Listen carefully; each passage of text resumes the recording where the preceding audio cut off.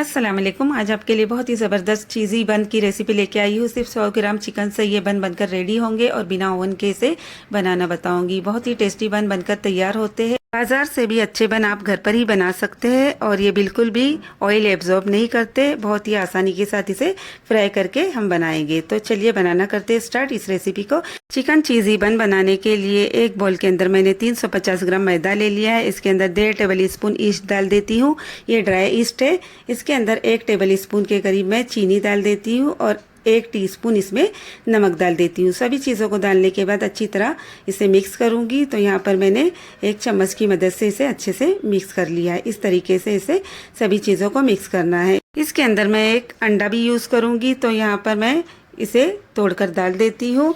अगर आप अंडा पसंद नहीं करते तो इसे स्किप भी कर सकते हैं, लेकिन अंडा डालने की वजह से जो बन है बहुत ही अच्छे बनते हैं। सभी चीज़ों को मैं अच्छे से चम्मच की मदद से मिक्स करती हूँ। आप चाहे तो हाथों की मदद से भी मिक्स कर सकते हैं। तो यहाँ पहले मैं अंडे को अच्छी तरह मिक्स कर लेती हूँ और फिर थोड़ा थोड़ा इसमें पानी डालकर एक सॉफ्ट सा डो बनाऊंगी।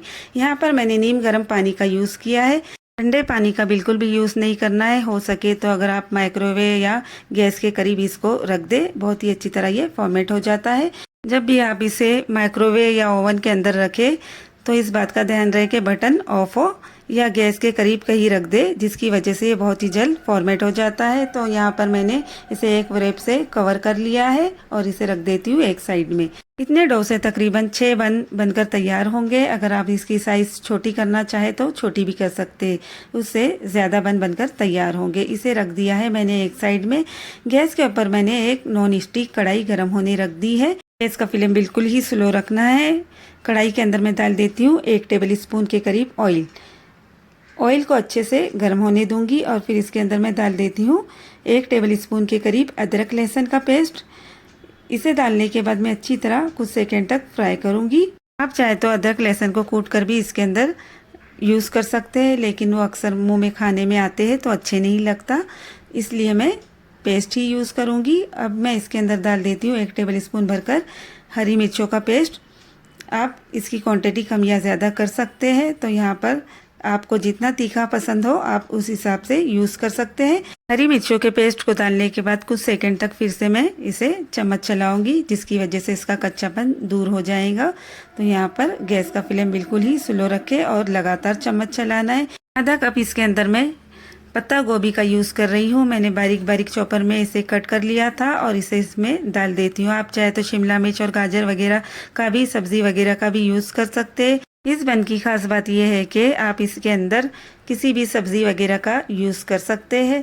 अक्सर बच्चे सब्ज़ी वगैरह खाना पसंद नहीं करते। आप इस तरह की चीज़ें उन्हें बना के देंगे तो वो ज़रूर पसंद करेंगे। सभी चीज़ों को मैंने अच्छी तरह मिक्स कर लिया है। अब इसके अंदर मैं डाल देती हूँ नमक। तो नमक आप अपने टेस्ट के अकॉर्डिंग ही यूज़ करें। यहाँ पर मैं 1 टीस्पून नमक का यूज़ कर रही हूँ। एक बड़ी साइज़ का आलू मैंने ले लिया था, उसे अच्छी तरह बॉईल कर लिया है और उसे कद्दूकश कर लिया है। इस तरीके से उसे भी इसके अंदर मैं डाल देती हूँ और अच्छी तरह मिक्स कर लूँगी। आप चाहे तो मैशर की मदद से भी इसे इस तरीके से मैश कर सकते हैं, बिल्कुल भी इसमें लम्स ना रहे, इस तरीके से इसे मैश करना है।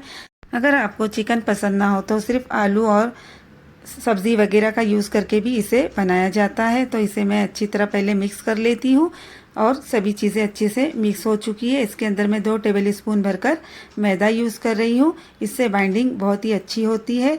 अब इसके अंदर मैं थोड़ा सा 1 से 2 टेबल स्पून के करीब पानी डाल देती हूँ, जिसकी वजह से मैदा बहुत ही अच्छी तरह मिक्स हो जाएगा और कच्चापन भी ख़त्म हो जाएगा। इस तरीके से अब इसे कुछ सेकेंड तक मिक्स करती जाऊँगी। तकरीबन 100 ग्राम चिकन ले लिया था मैंने और उसे अच्छी तरह बॉईल कर लिया है। उसके रेशे निकाल लिए, उसे भी मैं इसके अंदर डाल देती हूँ। सभी चीज़ें अच्छी तरह कुक है, इसलिए मैं इसे ज़्यादा देर नहीं कुक करूँगी और इसे अच्छी तरह डालने के बाद मिक्स करूँगी। आलू और सभी मसाले इसके अंदर अच्छी तरह मिक्स हो जाए, इस तरीके से इसे मिक्स करना है। अब मैं इसे मिक्स करने के बाद गैस का फ्लेम ऑफ कर दूंगी। तो थोड़ा सा पहले मैं इसके अंदर फ्रेश धनिया का यूज़ कर रही हूँ, इससे टेस्ट बहुत ही अच्छा आता है, इसलिए इसे ज़रूर यूज़ करें। तो यहाँ पर सभी चीज़ें मिक्स होने के बाद ही धनिया का यूज़ करना है। अब देखिए इसे डाल दिया है मैंने, आप इसे कम या ज़्यादा यूज़ कर सकते हैं। तो यहाँ पर गैस का फ्लेम ऑफ कर दिया है। अब इसे मैं आधे घंटे के लिए ठंडा होने के लिए छोड़ देती हूँ। इस मैग्नेशन में बिल्कुल भी पानी नहीं होना चाहिए, जिसकी वजह से ये बन बहुत ही अच्छी तरह बनते हैं और बाइंडिंग भी बहुत ही अच्छी तरह होती है। यहाँ पर इसे मैंने लगभग आधे घंटे के लिए छोड़ दिया है। अब ये मैग्नेशन बिल्कुल ही ठंडा हो चुका है। इसके मैं गोल गोल बॉल बना लेती हूँ। जितनी भी साइज़ के आपको बन बनाना हो उसके हिसाब से आप यूज़ कर सकते हैं इन बॉल का। तो यहाँ पर देखिए इस तरीके से मैंने इसका थोड़ा सा पोर्शन लिया है। इसे गोल करके हल्के हाथों से प्रेस करती जाऊँगी। मैं यहाँ पर चीज़ का इस्तेमाल कर रही हूँ, आप चाहे तो बगैर चीज़ के भी इसे बना सकते हैं। एक मैंने 25 ग्राम वाला चीज़ क्यूब लिया था और उसके 4 पीसेस कर लिए। इस तरीके से इसके अंदर मैं बिल्कुल सेंटर में रखकर ऊपर से इसे पैक कर देती हूँ। इस तरीके से इसे अच्छी तरह सील करना है, बिल्कुल भी चीज़ बाहर ना निकले, इस तरीके से इसे सील कर देना है। तो यहाँ पर देखिए बहुत ही अच्छी तरीके से मैंने इसे सील कर लिया है। अब इसका एक बॉल बनकर रेडी हो चुका है। इसी तरह मैं बाकी के बॉल भी तैयार कर लेती हूँ।